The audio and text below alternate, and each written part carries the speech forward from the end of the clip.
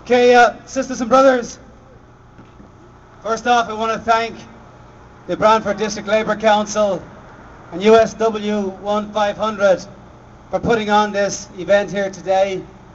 It's exceptionally important, not just to the steel workers who are on strike, but also to every worker in this province who's ever had to suffer the consequences of scabs crossing your picket lines and causing untold hardship within the families of those strikers. What comes to mind as I speak to you here today are the steel workers up in Sudbury who endured one solid year on a picket line because the employer was allowed to bring scabs across that line. And today in Toronto you've also got a steel worker local with the Sears warehouse, and again the longevity of the strike over 6 months is directly related into the use of scabs. And of course, here in Brantford, you know better than anybody in this country, you've got 84 brave workers who've been on a picket line now for the last 2 years. And the beauty of it is, sisters and brothers, not one single striker has crossed their own picket line. That's a testimony to the unjustness of this strike in many respects. These workers know in their heart and soul that when an employer comes to you and says, we want to take 25% right off the top of your pay packet, when they say we want to take your pension plan away, and by the way also some of your benefits, they know full well that they've got no recourse but to go out on strike. And the balance in this province has always been maintained. Prior to the Tory government getting elected in '95, the balance was we had anti-scab legislation.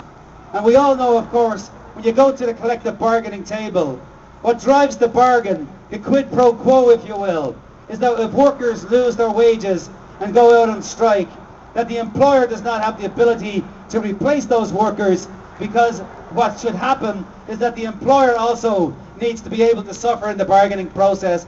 And it's the driving together of those two interests, the workers losing wages, the employer losing the ability to make a profit, is what drives the deal.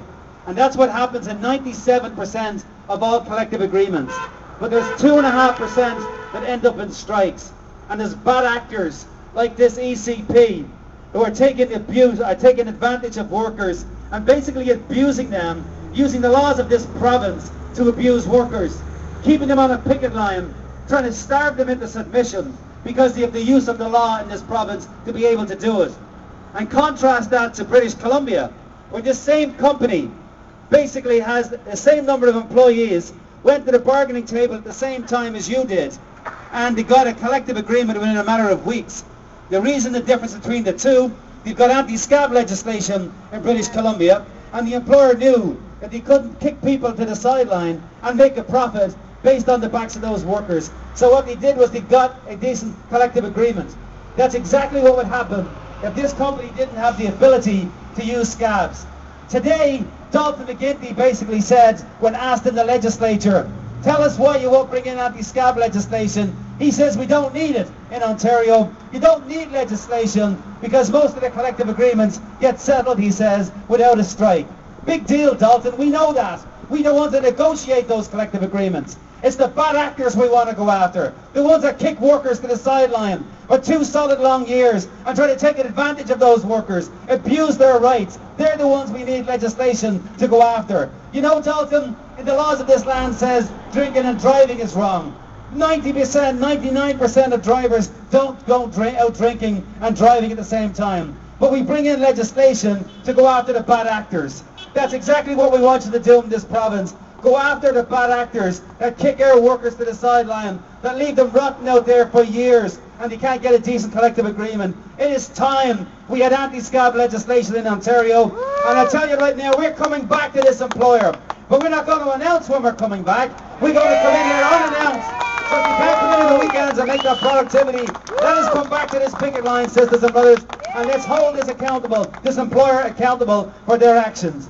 And finally, my message to the Minister of Labour, Minister Fonseca, for God's sakes, get off your ass and give us a piece of legislation that protects the workers in this province against bad actors like ECP. Thank you very much, sisters and brothers.